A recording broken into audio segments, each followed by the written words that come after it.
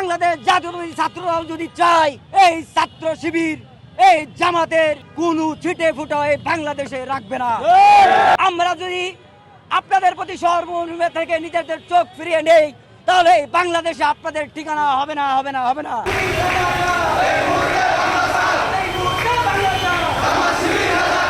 বাংলাদেশ জাতীয়তাবাদী ছাত্রদল সহাবস্থানের রাজনীতিকে বিশ্বাস করে তারা বিগত 17টি বছর ফ্যাসিস্ট হাসিনার বিরুদ্ধে দুর্গ গড়ে তুলে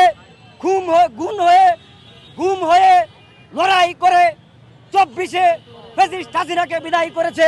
বাংলাদেশ জাতীয় ছাত্রদল বলতে চাই আমরা সহাবস্থানের রাজনীতি বিশ্বাস করি। আমরা যদি আপনাদের প্রতি সর্বনিম্ন থেকে নিজেদের চোখ ফিরিয়ে নেই তাহলে বাংলাদেশে আপনাদের ঠিকানা হবে না হবে না হবে না।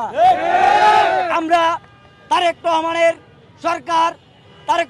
সরকারকে আপনারা যেভাবে বাধাগ্রস্ত করতে চাচ্ছেন তার উদ্দেশ্যে একটি কথা বলতে চাই, আপনারাও বিরোধী দল হিসেবে সংসদে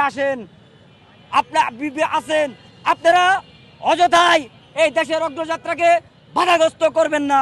আপনারা এই সরকারকে সহযোগিতা করুন, এই বাংলাদেশের মানুষের পাশে থাকুন। এই গুপ্ত থেকে আওয়ামী লীগের লুঙ্গির তলে থেকে এখন এসে বড় বড় কথা আপনারা বলবেন না।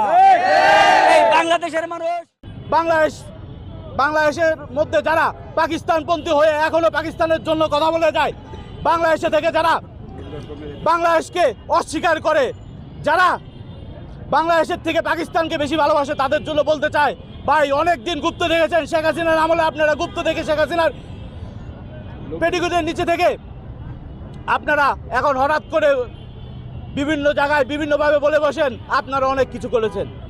বাস্তবতা আপনাদের কোনো অবদান নেই। ছাত্রলীগের লঙ্গির তলা থেকে ছাত্র শিবির সারা বাংলাদেশে আর নির্যাতিত হয়েছে ছাত্রদল, তাদের অন্যদিকে ছাত্র শিবির হচ্ছে এককভাবে ছাত্রলীগের নিচে লঙ্গির নিচে থেকে খুব আরামভাবে পড়াশোনা করে সারা বছর ছিল। এই সময়ে ছাত্রদল নির্যাতিত, কিন্তু তারা এখন বলে তারা নাকি নির্যাতিত। অথচ আপনারা জানেন স্বৈররানী শেখ হাসিনা বিদায়ের 2 বছর পর বাংলাদেশে তার নামে বিভিন্ন মামলা রয়েছে।